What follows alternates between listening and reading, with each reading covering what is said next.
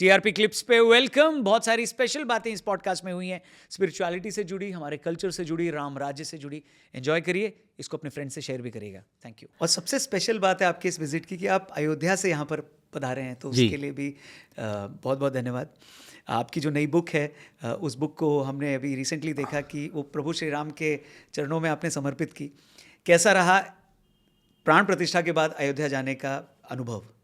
ऐसा है कि वो केवल मंदिर नहीं लगा हमें, उसमें मंदिर से ज़्यादा बहुत सी चीज़ें हैं।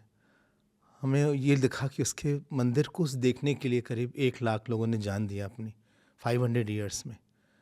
उसके पीछे हमें जो बहुत से सेंट्स दिखे, बहुत जुनून दिखा, बहुत भाव दिखा। तो जो पूरा हमारा सनातन धर्म का एक परिप्रेक्ष्य देखा, उसमें पुनर्जागरण देखा, उसमें लोगों का प्यार दिखा, उनकी भावना दिखी। जब कोई भी काम हम करते हैं, उसके साथ जब हमारी भावना आ जाती है तो वो काम बहुत अच्छा हो जाता है। Emotionless work is tiredness, and any work with emotion, it is with love, it changes the whole perspective. So बहुत इमोशनल मोमेंट था हमारे लिए, और गर्व हुआ कि हम उस संस्कृति को बिलोंग करते हैं, हम उस परंपरा को, उस देश के हम बच्चे हैं जहाँ पे ऐसे लोग हुए। लेकिन दुख इस बात का था कि जिन लोगों ने जान दिया वो इसी मंदिर को देखना चाहते थे जी। वो नहीं देख पाए। अपना सौभाग्य है हम लोग के साथ। जीवन में दुख ये है कि हम लोग का अपना सौभाग्य नहीं दिखता। आदमी दुखी तब होता है जब उसको पता नहीं होता कि उसके पास क्या है। हम लोग फॉर ग्रांटेड लेते हैं, एयरपोर्ट को फॉर ग्रांटेड लेते हैं, हाईवे को फॉर ग्रांटेड लेते हैं, पेरेंट्स को फॉर ग्रांटेड लेते हैं, गुरु को फॉर ग्रांटेड लेते हैं। जीवन में जब हम अप्रिशिएट करना शुरू करते हैं, हमारा सुख बढ़ जाएगा। वहाँ जाके इसलिए बहुत सुख हुआ क्योंकि हम लोग ने देखा, हमें 500 साल पुराना मंदिर दिख रहा था। हमें दिख रहा था वो मंदिर टूटते पुराना दिख रहा था। हमें वहाँ के लोगों की चित्कार सुनाई पड़ रही थी। एक अलग सा मोमेंट हमको लगा, इसलिए वो एक बड़ा टचिंग सा मोमेंट था हमारे लिए। It was not just a temple, उसके साथ इतिहास है, भूगोल है, लोगों की बहुत ढेर सारी भक्ति है, जो सरकार का प्रयास है वो है। आप इस राम मंदिर आंदोलन से भी जुड़े रहे 90 के दशक में। जी जी। तो जब आप उस समय को देखते हैं और इस समय को देखते हैं तो कितना अंतर बहुत दिखता है? अंतर है रौनक, बहुत अंतर। उस समय तो मंदिर था नहीं, 90s की बात थी। बहुत जुनून था उस समय लोगों में कि राम मंदिर बनना चाहिए। 91 की बात है, 1991 की। तो हम भी मार्च पास में वहाँ पे मार्चिंग में थे हम, और रात रात भर हम लोग जाते थे इस मंदिर के लिए, चिल्लाते थे, नारा देते थे जय श्री राम का। तो आज जब हमने देखा इतने साल बाद, 30 साल बाद, 35 साल बाद, तो एक अलग ही अनुभव था। क्योंकि हम उनमें उस समय के लोग दिख रहे थे, उस समय के कार सेवक दिख रहे थे। हमें मानना पड़ेगा रौनक कि हमारी प्रसन्नता के पीछे कई आंसू भी हैं।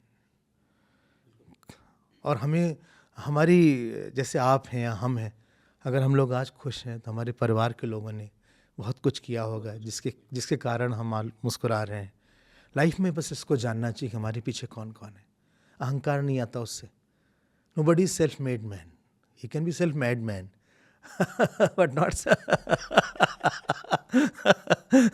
not self-made man. ये गलती है हमारी कि हम जानते हैं कि हमने खुद ही किया है सारा।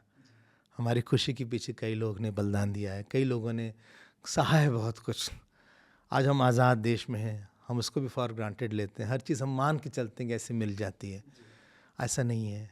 कई लोगों ने बहुत कुछ किया है और हम सबको धन्यवाद देना चाहते हैं। बार बार हम प्रणाम करना चाहते हैं उन सबको जिन्होंने हमारे मुस्कुराहट के लिए अपना जीवन छोड़ दिया। पर स्वामी जी, कहीं आपको अंदर से कष्ट भी होता है कि ये पहले हो जाना चाहिए था? बहुत होता है, ये तो सबको, सभी हिंदुओं को होगा।